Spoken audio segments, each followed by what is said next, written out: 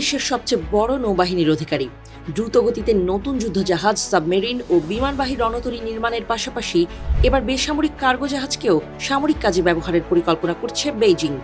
এই উদ্যোগ বাস্তবায়িত হলে যুদ্ধের সময় সাধারণ পণ্যবাহী জাহাজকে দ্রুত সামরিক যুদ্ধজাহাজে রূপান্তর করে চীনের নৌ সক্ষমতা আরও বাড়ানো সম্ভব হতে পারে। বিষয়টি ভারত সহ যুক্তরাষ্ট্র, জাপান, তাইওয়ান, ফিলিপাইন ও অস্ট্রেলিয়ার জন্য নতুন নিরাপত্তা উদ্বেগ তৈরি করতে পারে। চীনের প্রতিরক্ষা গবেষকদের একটি প্রস্তাবে যুদ্ধের সময় বেসামরিক জাহাজ ব্যবহারের পরিকল্পনা দ্রুত এগিয়ে নেওয়ার আহ্বান জানানো হয়েছে। চীনের বিশাল বেসামরিক নৌবহরের একটি পূর্ণাঙ্গ তথ্য ভাণ্ডার তৈরি করা উচিত বলেও প্রস্তাব দিয়েছেন দেশটির গবেষক লি জিন। তার প্রস্তাব অনুযায়ী যুদ্ধ বা সংকটের সময় কোন জাহাজ কখন এবং কিভাবে ব্যবহার করা হবে সেই বিষয়ে আগে থেকেই পরিকল্পনা থাকা প্রয়োজন। পাশাপাশি এসব জাহাজের জন্য পৃথক যোগাযোগ ও কমান্ড ব্যবস্থা, জরুরি পরিস্থিতিতে ব্যবহারের প্রক্রিয়া এবং দ্রুত মোতায়েনের পরিকল্পনা তৈরির কথাও বলা হয়েছে। এর ফলে প্রয়োজনের সময় চীন তার বেসামরিক নৌবহরের একটি বড় অংশকে সামরিক সহায়তা, পরিবহন কিংবা অন্যান্য অভিযানে ব্যবহার করতে পারবে। এই প্রস্তাবের পক্ষে ব্রিটেনের ফকল্যান্ডস যুদ্ধের উদাহরণ দিয়েছেন চীনা গবেষক লি জিন। 1982 সালে আর্জেন্টিনার সঙ্গে যুদ্ধে অল্প সময়ের মধ্যে কয়েক ডজন বাণিজ্যিক জাহাজ সামরিক কাজে ব্যবহার করেছিল ব্রিটেন। পাশাপাশি চিকিৎসা ও সামরিক কাজেও বেসামরিক জাহাজগুলো ব্যবহার করা হয়েছিল। চীনা এই গবেষকের মতে যুদ্ধের সময় বেসামরিক জাহাজকে দ্রুত কাজে লাগানোর এই সক্ষমতা চীনের সামরিক শক্তিকে আরও কার্যকর করতে পারে। শুধু জাহাজ নয়, এসব বেসামরিক জাহাজের কোম্পানি ও কর্মীদেরও সামরিক কার্যক্রমে অংশ নিতে উৎসাহিত করার প্রস্তাব দেওয়া হয়েছে। এজন্য চীনা সরকারকে ভর্তুকি ও ক্ষতিপূরণ বাড়ানো, কর ছাড় এবং বিশেষ আর্থিক পুরস্কারের ব্যবস্থা করার কথা বলা হয়েছে।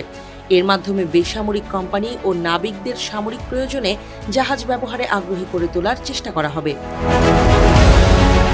এরই মধ্যে এই ধরনের বেসামরিক জাহাজ সামরিক কাজে ব্যবহারের সম্ভাবনা পরীক্ষা করছে চীনের সামরিক বাহিনী। 2018 সালে চীনের বিমান বাহিনী প্রায় 10,000 টন ওজনের একটি যাত্রী ও পণ্যবাহী জাহাজে একটি সম্পূর্ণ সামরিক ইউনিট ও তাদের সরঞ্জাম পরিবহন করেছিল বলে দাবি করা হয়েছে।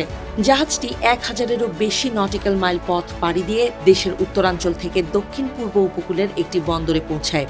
চীনের এই পরিকল্পনা শুধু কাগজে কলমে সীমাবদ্ধ নেই। গত বছরের শেষ দিকে একটি কার্গো জাহাজে একটি বিশেষ কন্টেইনার ভিত্তিক অস্ত্র ব্যবস্থা দেখা যায় বলে খবর প্রকাশিত হয়। ওই ব্যবস্থার মধ্যে মডিউলার ক্ষেপণাস্ত্র উৎক্ষেপণ ব্যবস্থা, রাডার এবং ট্রাকে বসানো একটি ইলেকট্রোম্যাগনেটিক ক্যাটাপল্ট ছিল। এই ধরনের ব্যবস্থা কার্যকর হলে একটি সাধারণ বাণিজ্যিক জাহাজকে প্রয়োজনের সময় দ্রুত অস্ত্রবাহী প্ল্যাটফর্মে রূপান্তর করা সম্ভব হতে পারে। ফলে দূর থেকে দেখে কোনো জাহাজ বেসামরিক নাকি সামরিক উদ্দেশ্যে ব্যবহৃত হচ্ছে তা শনাক্ত করা প্রতিপক্ষের জন্য কঠিন হয়ে উঠতে পারে। বিশেষজ্ঞরা বলছেন, বাণিজ্যিক জাহাজকে সামরিক জাহাজে রূপান্তরিত করার চীনের এই পরিকল্পনা ভারতের জন্য বিশেষভাবে চিন্তার। কারণ ভারত মহাসাগর, বঙ্গোপসাগর এবং আরব সাগরে চীনের নৌ উপস্থিতি ইতোমধ্যে বাড়ছে। এর সঙ্গে যদি বিপুল সংখ্যক বেসামরিক জাহাজকেও প্রয়োজনের সময় সামরিক কাজে ব্যবহার করা যায়, তাহলে চীনের সামুদ্রিক সক্ষমতা প্রচলিত যুদ্ধজাহাজের সংখ্যার চেয়েও অনেক বড় হয়ে উঠতে পারে বলে মনে করছেন তারা।